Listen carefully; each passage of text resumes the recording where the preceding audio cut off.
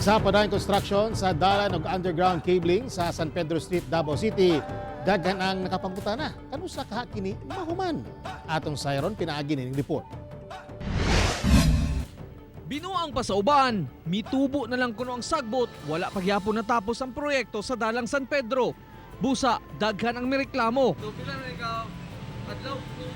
Mga duha na kasi mana lagi. Hasol? Hasol kay traffic man. Tado mo lang, buti trapika kayo. Yung tuyok pa mo. Mutuyok pa. Pangutana nila, ngano kaha dugay gisemento sa DPWH o gitabunan ang mga manhole sa lugar.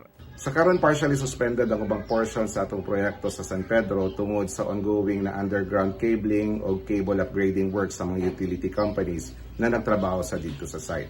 Dili kuno makapadayon ng DPWH kung dili matapos ang Davao Light and Power Company ug Telcos sa installation sa ilang cabling. Pag-uulan, Dugay kay ang tubig. Kuan pa man ganing mga kuan. So, tawag ani ka ng tubig ba? Suyo pa, magpump. kung makalangay yun. Langay yun.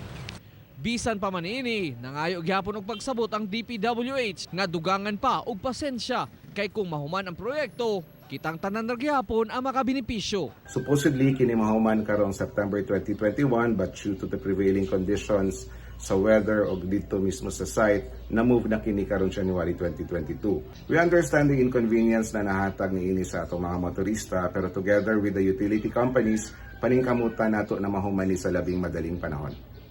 Kauban si Meljo Rawing sa kamera, ako si Real Soroche para sa One Mindanao.